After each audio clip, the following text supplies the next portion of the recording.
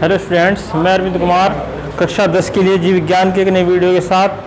तो जो हमारा चैप्टर चल रहा है ऊर्जा के स्रोत, तो उसी को आगे बढ़ाते हुए आज हम बात करेंगे इसकी पेट्रोलियम पदार्थों की। यानी जो पेट्रोलियम पदार्थ होते हैं वो क्या होते हैं, कहाँ पाए जाते हैं, किस प्रकार उनका प्रयोग होता है, वो ऐसे ही प्रयोग किए जाते हैं या उनमें कोई शोधन वगैरह भी किया जाता है। तो उसके साथ साथ जो हमारी प्राकृतिक गैस है वो क्या होती है, कहाँ पाए जाते हैं, कहाँ के भंडार है, क्या क्या उसमें मिला हुआ होता है। उसके साथ साथ जो एलपीजी है, यानी कि जो हम घरों में यूज़ करते हैं gas, LPG liquefied petroleum gas, तो उसका जो भंडार है कहाँ कहाँ है, किस प्रकार उसमें क्या क्या चीज़ मिली होती है और कहाँ उसका प्रयोग होता है, उससे क्या क्या लाभ है, उसके उपयोग क्या है। तो इन सब चीज़ों के बारे में आज हम डिस्कस करेंगे। सबसे पहले बात करेंगे इसके बारे में पेट्रोलियम के। देखिए पेट्रोलियम क्या है।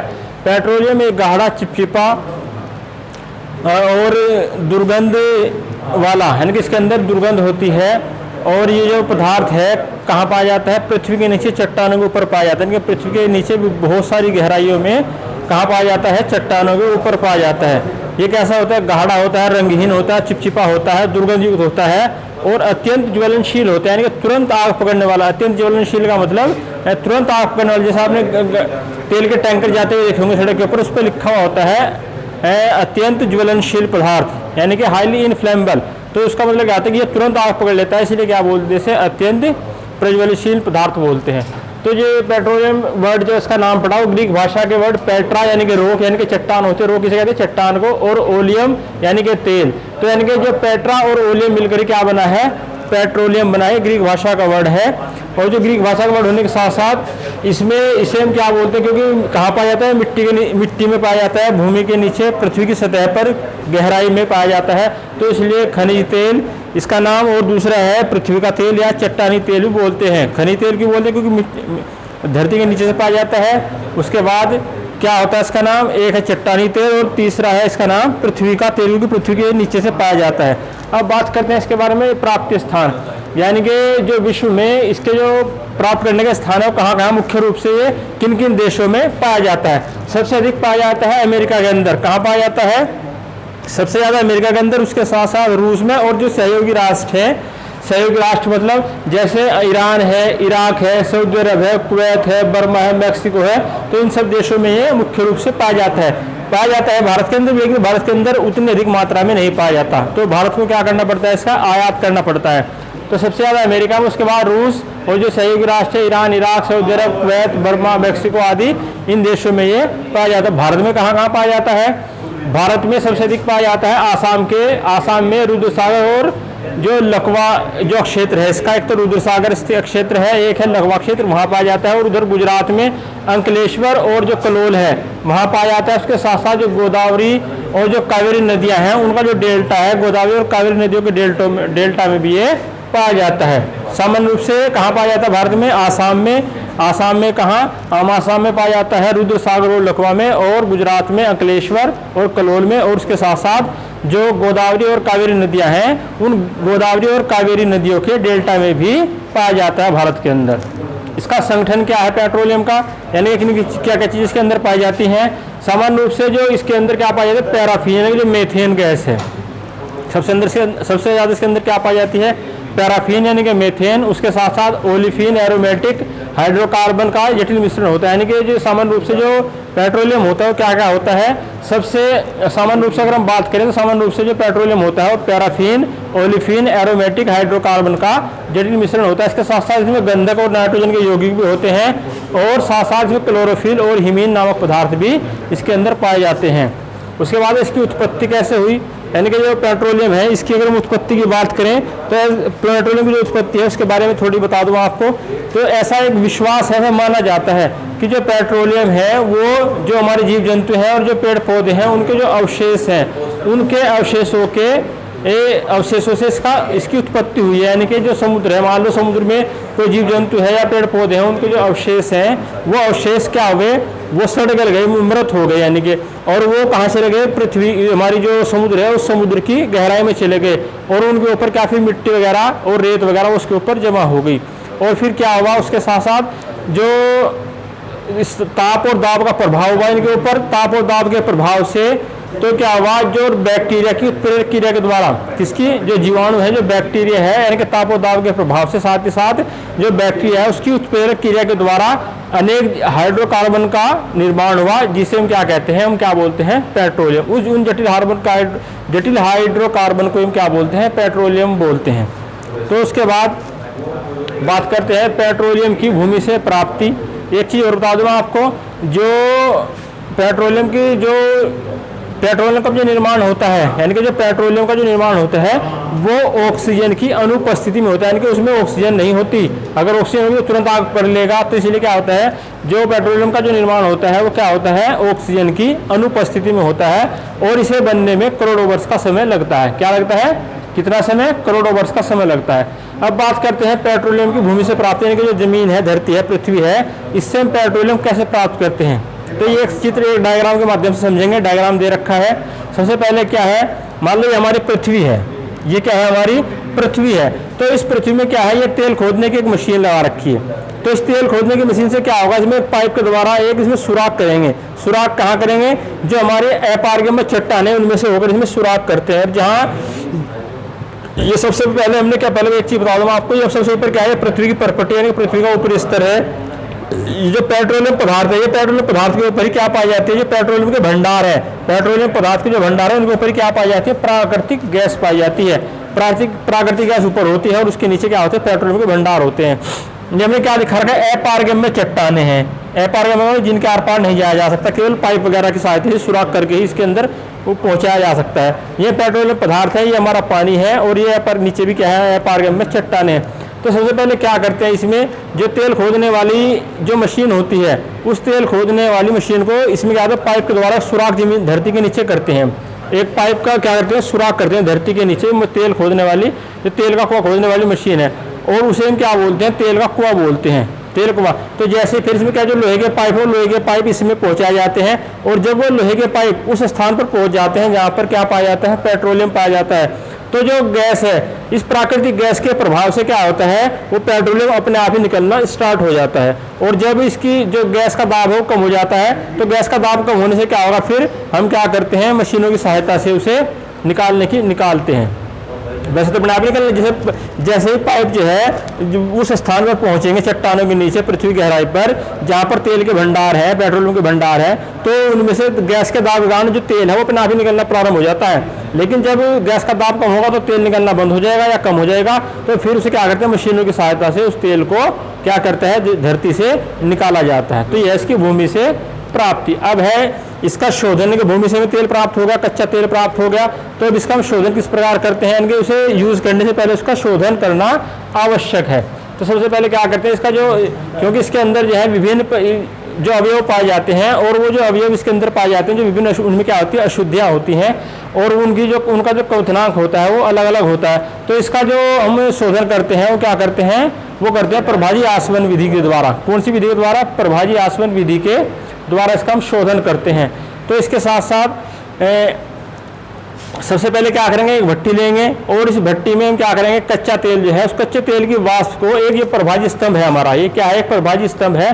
तो इसमें इस कच्चे तेल की वाष्प को हम क्या करेंगे, पहुंचाएंगे। और पहुंचाएंगे कब, जब कच्चे तेल को हम 400 डिग्री सेंटीग्रेड से ऊपर हम क्या करेंगे, उसे गर्म करेंगे, और 400 डिग्री सेंटीग्रेड पर गर्म करने पर क्या होगा, उसमें उसकी जो वाष्प है इस प्रभाजी स्तंभ के अंदर पहुंचनी प्रारंभ हो जाएगी। तो इसके ऊपर ये जो कैप बनी हुई है, ये बबल बोलते हैं, बबल कैप बोलते हैं।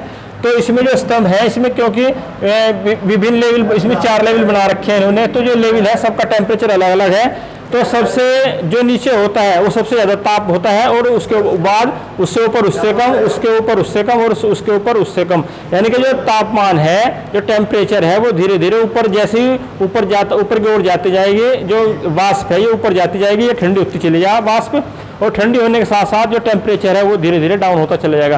क्योंकि इसके विभिन्न जो अवयव इसके अंदर पाए जाते हैं, जो अशुद्धियाँ पाई जाती हैं, उनका जो क्वथनांक होता है वो अलग अलग होता है। तो इसलिए जो क्वथनांक है वो घटते हुए क्रम में, यानी कि सबसे ज़्यादा क्वथनांक वाला पदार्थ सबसे नीचे, उससे कम वाला जो क्वथनांक वाला पदार्थ है उससे ऊपर, उससे कम वाला उससे ऊपर, उससे कम वाला उससे ऊपर। तो इस प्रकार जो है जो क्वथनांक है वो हम क्या करते हैं, घटते हुए क्रम में इस मिश्रण को हम ऊपर ले जाते हैं। तो सबसे पहले क्या करते हैं, इसमें जो कच्चे तेल की वाष्प से जो कच्चा तेल है 400 डिग्री सेंटीग्रेड पर गर्म करते हैं इस भट्टी में, और फिर जो कच्चे तेल की वाष्प है वो उस प्रभाजी स्तंभ के अंदर पहुंचाई जाती है। तो सबसे पहले जो 400 डिग्री सेंटीग्रेड होगी, सबसे नीचे का टेम्परेचर कितना है, सबसे ज़्यादा यानी कि 400 डिग्री सेंटीग्रेड।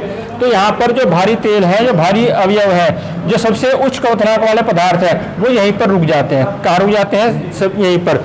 उसके बाद फिर इसे टेम्परेचर देते हैं 300 से 400 डिग्री सेंटीग्रेड के बीच। ऊपर जो इसका ऊपर का स्तंभ है वहाँ पहुँचता है, यहाँ से गैस वाष्प यहाँ पहुंची, तो इसमें क्या होगा, इसमें जो टेम्परेचर होगा वो होगा 300 डिग्री से लेकर 400 डिग्री सेंटीग्रेड तक। यहाँ पर जो गैस तेल है वो क्या हो जाएंगे, पृथक हो जाएंगे। उसके बाद फिर जो यानी कि इससे कम तापमान वाले जो क्वथनांक, इससे कम क्वथनांक वाले जो पदार्थ है वो यहाँ अलग हो जाएंगे। उसके बाद जो अगले स्तंभ में टेम्परेचर कितना होगा, 150 से लेकर 300 डिग्री सेंटीग्रेड तक। इस स्तंभ में केरोसिन तेल आदि जो इस प्रकार के पदार्थ हैं वो हमारे पृथक हो जाएंगे। उसके बाद जो टेम्परेचर अगले स्तंभ में वो कितना होता है, 30 डिग्री से लेकर 150 डिग्री सेंटीग्रेड तक। तो जो वाष्प यहाँ से यहाँ पहुँचेगी, क्योंकि वाष्प धीरे धीरे ऊपर जा रही, टेम्परेचर कम होता जा रहा, तो वाष्प जो है ठंडी होती चली जाती है और यहाँ पर कच्चा नैप्था में प्राप्त हो जाता है। और उसके बाद जो इसमें गैसें बचती हैं, असंगठित गैसें बचती हैं, वो इसका जो स्तंभ का जो सबसे ऊपर का हिस्सा होता है वो वहाँ से गैसें बाहर निकल जाती हैं। तो इस प्रकार इसका हम क्या करते हैं, शोधन करते हैं। शोधन करने के बाद अब बात करते हैं किसकी, वो है हमारी प्राकृतिक गैस। यानी कि प्राकृतिक गैस क्या होती है, कि मैंने अभी आपको बताया प्राकृतिक गैस क्या होती है। प्राकृतिक पाई कहाँ जाती है, प्राकृतिक गैस जो हमारे जो पेट्रोलियम पदार्थ हैं उन पेट्रोलियम पदार्थ के ऊपर पाई जाती है, ये प्राकृतिक गैस। और प्राकृतिक गैस जो है मुख्य रूप से क्या होती है, मेथेन होती है। प्राकृतिक गैस मुख्य रूप से क्या होती है, मेथेन होती है। और इसमें कुछ मात्रा में एथेन, प्रोपेन आदि भी पाए जाते हैं। मेथेन इसमें कितनी होती है, मेथेन होती है 95%, यानी कि मेथेन कितनी होती है, 95% होती है। और इसमें कुछ मात्रा में एथेन और प्रोपेन भी होती है, पाई जाती है। कहाँ पर, भारत में। भारत में मुख्य रूप से त्रिपुरा में, जैसलमेर में, वो मुंबई के जो अपतट हैं इलाके हैं वहाँ पर, और जो कृष्णा और गोदावरी नदियाँ हैं उनके डेल्टा में पाई जाती है। जो प्राकृतिक गैस है, जो कृष्णा नदी है, गोदावरी नदी है, उनके डेल्टा है वहाँ पर, त्रिपुरा में, जैसलमेर में, और जो मुंबई के अपतट इलाके हैं वहाँ पर ये पाई जाती है। अब इसका उपयोग, इससे लाभ क्या हैं, देखिए जो प्राकृतिक गैस होती है इसका ऊष्मीयमान होता है बहुत ज़्यादा, इसका ऊष्मीयमान होता है बहुत ज़्यादा। तो यानी कि इसका जो ऊष्मीयमान है वो 55 किलो जूल प्रति ग्राम होता है, और ये अत्यधिक मात्रा में क्या करती है, ऊष्मा उत्पन्न करती है। उसके बाद इसे हम क्या करते हैं, इसे हम सीधे ही पाइपों के द्वारा, जो हमारे ईंधन, इसे जो हम सबसे ईंधन के रूप में प्रयोग करते हैं, इसे जब पाइपों के द्वारा हम सीधे ही क्या करते हैं, जो तेज के भंडार है वहाँ से हम सीधा इसे घरों में ईंधन के रूप में, और जो औद्योगिक हमारे संस्थान है वहाँ पर इसे हम भेज सकते हैं। और इसके लिए क्या है, इसके लिए अतिरिक्त भंडारण करने की आवश्यकता नहीं होती, यानी कि इसे हम अलग से स्टोर, चाहे आप इसे न करो, डायरेक्ट इसकी सप्लाई जो है घरों में और फैक्ट्रियों में कर दो। तो इसके होगा, इसमें इसके भंडारण की आवश्यकता नहीं होगी। उसके बाद ये एक साफ सुथरे इंजन के रूप में चलते हैं, यानी कि एक साफ सुथरा ईंधन है, इससे कोई भी प्रदूषण नहीं होता है, प्रदूषण नहीं होता इसका। तो इसके बाद जो प्राकृतिक गैस है उससे हम हाइड्रोजन गैस प्राप्त करते हैं, जिसका उपयोग कहाँ किया जाता है, उसका उपयोग किया जाता है उर्वरक बनाने में, यानी कि जो हमारे जो यूरिया, DAP, NPK, फास्फोरस, इस प्रकार जो हमारे रासायनिक खाद हैं उनके बनाने में जिसका प्रयोग होता है। तो जो प्राकृतिक गैस है वो हाइड्रोजन गैस प्राप्त करने का एक अच्छा स्रोत है, जिसका उपयोग हम क्या करते हैं, उसका उपयोग करते हैं हम किसमें, उर्वरक बनाने में, यानी कि जो हमारे उर्वरक हैं उनको उर्वरक बनाने में इसका प्रयोग किया जाता है। उसके साथ साथ जो हमारी जो CNG है, CNG भी क्या है, एक प्राकृतिक गैस है। CNG भी क्या है, एक प्राकृतिक गैस है। CNG यानी कि कॉम्प्रेस्ड नेचुरल गैस, CNG यानी कि कॉम्प्रेस्ड नेचुरल गैस, ये प्राकृतिक संपीड़ित गैस है। इसका प्रयोग क्या है, जो हमारे मोटर वाहन है उन मोटर वाहनों में इसका प्रयोग ईंधन के रूप में किया जाता है। उसके साथ साथ इसका जो प्रयोग है वो घरों में ईंधन के रूप में, और जो हमारे औद्योगिक संस्थान है, हमारी इंडस्ट्रीज हैं, उनमें भी इसका प्रयोग किया जाता है। अब बात किसके बारे में करते हैं, LPG यानी कि द्रवित पेट्रोलियम गैस, यानी कि लिक्विफाइड पेट्रोलियम गैस, यानी कि हमारी जो LPG है उसके बारे में बात करते हैं। जो LPG होती है, जो द्रवित पेट्रोलियम गैस होती है, उसमें मुख्य रूप से क्या होता है, एथेन, प्रोपेन और ब्यूटेन, इन तीनों का मिश्रण होता है। किसका, एथेन, प्रोपेन और ब्यूटेन का मिश्रण होता है। और उसके इसमें जो मुख्य अवयव होते हैं वो होते हैं ब्यूटेन और आइसोब्यूटेन। जो मुख्य अवयव होते हैं इसके वो क्या होते हैं, ब्यूटेन और आइसोब्यूटेन। अगर हम सामान्य दाब पर बात करें, सामान्य दाब पर ये तीन हुई, एथेन, प्रोपेन और ब्यूटेन। अगर हम सामान्य ताप पर बात करें, सामान्य दाब पर, तो ये है गैसें, एथेन, प्रोपेन और ब्यूटेन, अगर सामान्य दाब पर। लेकिन अगर हम उच्च दाब पर बात करें तो आसानी से क्या हो जाती है, द्रवित हो जाती हैं। क्या हो जाती हैं, तीनों गैसें जो अगर उच्च दाब पर इनकी बात करें तो एथेन, प्रोपेन और ब्यूटेन जो है आसानी से क्या हो जाते हैं, द्रवित हो जाती हैं। उसके साथ साथ जो प्रोपेन और ब्यूटेन है वो क्या करता है, वो आसानी से जलता है और आसानी से जलकर अत्यधिक मात्रा में ऊष्मा उत्पन्न करता है। उसके साथ साथ इनसे जो ऊष्मा प्राप्त होती है वो होती है 50 किलो जूल प्रति ग्राम। एलपीजी से जो हमें ऊष्मा अत्यधिक मात्रा में प्राप्त होती है वो कितनी होती है, 50 किलो जूल प्रति ग्राम। तो इसमें जो एलपीजी इसका साफ सुथरा ईंधन है, इससे कोई प्रदूषण नहीं होता। जो प्राकृतिक गैस है इससे भी कोई प्रदूषण नहीं होता और ना ही इससे कोई प्रदूषण होता है। ये धुएं रहित वाला साथ जलती है, यानी कि इनमें जो धुआं निकलता है उसमें यानी कि जो लो है, यानी कि उस लो में धुआं नहीं होता, ना प्राकृतिक गैस में और ना एलपीजी गैस में। तो ये एक साफ सुथरे ईंधन है। तो एलपीजी गैस का प्रयोग कहाँ जाता है, मोटर वाहनों में भी इसका प्रयोग किया जा रहा है। उसके साथ साथ घरेलू उद्योग, जो हमारे घरेलू जो काम है उन घरेलू कामों में इसका उपयोग किया जा रहा है। उसके बाद ये एक साफ सुथरा ईंधन है, इसका रख रखाव भी आसान है, इनका रख रखाव भी क्या है, आसान है। और एलपीजी में देख मान लो एलपीजी लीकेज हो रही है, जो गैस है, जो हमारे घरों में गैस है वो लीकेज हो रही है, उसका पता हमें कैसे चलेगा। तो इसमें एक पदार्थ होता है एथिल मर्केप्टन, उसे हम थोड़ी मात्रा में इसके अंदर मिला दिया जाता है, वो होता है दुर्गंध वाला, अत्यधिक उसके अंदर से दुर्गंध आती है। तो आपने देखा होगा जब भी घरों में गैस लीक होती है तो एक अजीब सी क्या आती है, दुर्गंध आती है। तो वो दुर्गंध किसकी होती है, एथिल मर्केप्टन की होती है। तो वो इसमें थोड़ी मात्रा में मिला दिया जाता है ताकि गैस का हमें लीकेज होने का पता चल जाए। तो इसके लिए जो हम इसका उपयोग हम जो इसकी सावधानी है उपयोग करने में वो यही है कि जो अगर गैस लीक हो रही है तो जो एथिल मर्केप्टन है उसकी जो दुर्गंध है में आनी प्रारंभ हो जाती है। तो उसके साथ साथ जितने भी बिजली के उपकरण हैं ना तो उन्हें खोलो और ना बंदो, जिस स्थिति में है उस स्थिति में रहने दो। और उसके साथ साथ जो हमारे कोई भी ऐसी चीज़ है, माचिस या कोई भी चीज़ है, वो इसके आसपास ना जलाएं, ये इसकी सावधानी है। तो इसके साथ साथ हम बात करते हैं किसकी, अब जो आगे बात करेंगे हम करेंगे जो जीवाश्म ईंधन है, हमारे पेट्रोलियम है या कोयला है, उनके जलाने से जो प्रदूषण होता है वो किस प्रकार होता है, उसके बारे में बात करेंगे हम नेक्स्ट वीडियो में। क्योंकि जितना मैंने आपको काम भेजा है वो यहीं तक भेजा है, तो पहले आगे का जो वर्क है वो भेजने के बाद उसके बाद इसके आपको हम नई वीडियो में इसके बारे में बताएंगे। तो आज मैंने आपको पेट्रोलियम के बारे में बताया, पेट्रोलियम क्या होता है। उसके साथ साथ मैंने बताया कि गाढ़ा चिपचिपा और एक रंगीन द्रव होता है। और जो ग्रीक भाषा के वर्ड है पेट्रा यानी कि रोक चट्टान और ओलियम यानी कि ऑयल तेल, दो वर्ड से मिलकर बना है। उसके बाद मैंने प्राप्ति स्थान बताया इसका, जो वर्ल्ड में कौन कौन से देशों में ज़्यादा मात्रा में पाया जाता है। सबसे पहले मैंने बताया कि सबसे ज़्यादा अमेरिका में, उसके बाद रूस, ईरान, इराक, सऊदी अरब, कुवैत, मैक्सिको, बर्मा आदि में भी पाया जाता है। भारत में कहाँ पाया जाता है, भारत में सबसे ज़्यादा आसाम में, रुद्र सागर में और लखवा में पाया जाता है। उसके साथ साथ गुजरात है वहाँ अंकलेश्वर में और कलोल में पाया जाता है।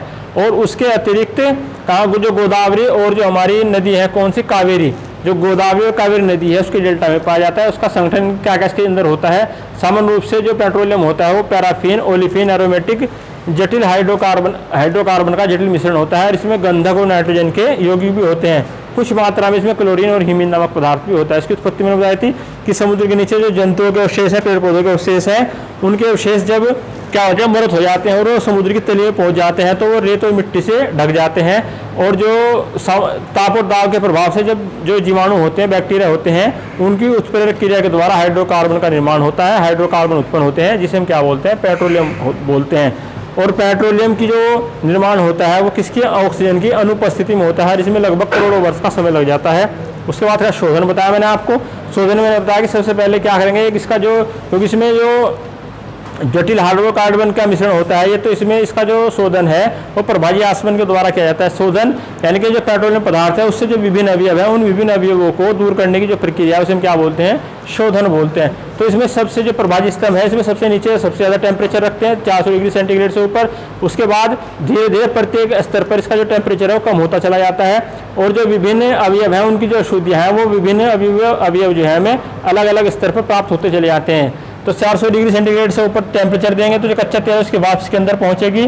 और जो 400 डिग्री सेंटीग्रेड से ऊपर जब इसमें टेम्परेचर होगा तो जो भारी तेल है वो यहाँ में पृथक हो जाएगा, यहाँ में प्राप्त हो जाएगा। उसके बाद टेम्परेचर कम करेंगे यानी कि 300 से 400 डिग्री सेंटीग्रेड के बीच में, तो यहाँ में गैस तेल प्राप्त हो जाएगी। उसके बाद टेम्परेचर देंगे 150 से 300 के बीच में, यहाँ में केरोसिन प्राप्त हो जाएगा। और उसके बाद 30 डिग्री से लेकर 150 डिग्री सेंटीग्रेड तक यहाँ पर हमें कच्चा नैफ्ता प्राप्त हो जाएगा। उसके बाद भी जो गैसें बचती हैं वो गैसें इस प्रभावी आसवन स्तंभ के द्वारा जो सबसे ऊपर का छिद्र है वहाँ से जो हमें प्राप्त हो जाती हैं। तो इसके ऊपर ये बबल कैप होती है लगी हुई, तो इस प्रकार इसका शोधन होता है। और इसका शोधन क्योंकि इसमें जो पदार्थ होते हैं उनका क्वथनांक भिन्न भिन्न होता है, तो इसलिए जो टेम्परेचर है वो धीरे धीरे ऊपर की ओर जाने पर कम होता जाता है। उसके बाद मैंने बताया प्राकृतिक गैस क्या हो। प्राकृतिक गैस मुख्य रूप से मेथेन होती है। इसके अलावा कुछ मात्रा में इसमें एथेन और प्रोपेन भी होते हैं। मेथेन कितनी होती है, लगभग 95% इसमें क्या होती है, मेथेन होती है। और भारत में त्रिपुरा, जैसलमेर, मुंबई, अवतट इलाके और जो कृष्णा और गोदावरी नदी है उनके डेल्टा में प्राकृतिक गैस पाई जाती है। प्राकृतिक गैस वो एक साफ़ सुथरा ईंधन है, इसका रखरखाव भी आसान है, इसे सीधे ही कहाँ फैक्ट्रियों में और घरों में प्रयोग की जा सकती है, सीधा ही भेजा जा सकता है, इसके लिए अतिरिक्त भंडारण की आवश्यकता नहीं होती। उसके साथ साथ इसमें अत्यधिक मात्रा में ऊष्मा उत्पन्न होती है और ऊष्मा कितनी 55 किलो जूल प्रति ग्राम उत्पन्न होती है। उसके बाद इसके उपयोग है, इसका उपयोग जो है सबसे पहले जिसका उपयोग है वो घरेलू मतलब घरों में का उपयोग करते हैं इसका। उसके साथ साथ जो हमारी फैक्ट्रियाँ उद्योग हैं हमारे उनमें इसका प्रयोग किया जाता है। जो प्राकृतिक गैस है, प्राकृतिक गैस हाइड्रोजन गैस बनाने का क्योंकि एक अच्छा स्रोत है तो इसका उपयोग कहाँ किया जाता है, उर्वरक बनाने में। और जो CNG है, जो प्राकृतिक जो हमारी संपीड़ित प्राकृतिक गैस है, कंप्रेस्ड नेचुरल गैस है CNG, इसका उपयोग कहाँ किया जाता है, इसका उपयोग करते हैं जो मोटर वाहन है उनके चलाने में इसका प्रयोग किया जाता है। बात करते हैं LPG यानी कि लिक्विफाइड पेट्रोलियम गैस, दरित पेट्रोलियम गैस। जो लिक्विड पेट्रोलियम गैस है, दरित पेट्रोलियम गैस है, तो उसे एथेन, प्रोपेन और ब्यूटेन का ही मिश्रण होती है। क्या होती है, एथेन, प्रोपेन और ब्यूटेन का मिश्रण होती है। लेकिन जो मुख्य अवयव होते हैं इसमें ब्यूटेन और आइसो ब्यूटेन होते हैं। जो प्रोपेन है, ब्यूटेन है वो आसानी से जलते हैं और अत्यधिक मात्रा में ऊष्मा उत्पन्न करते हैं। इसमें जो ऊष्मा उत्पन्न होती है वो 50 किलो जूल प्रति ग्राम उत्पन्न होती है। अगर हम सामान्य दाब पर बात करें, सामान्य दाब पर जो एथेन, प्रोपेन और ब्यूटेन है वो क्या होते हैं, गैसें हैं। लेकिन अगर उच्च दाब पर इनकी बात करें तो ये आसानी से क्या होते हैं, द्रवित हो जाते हैं।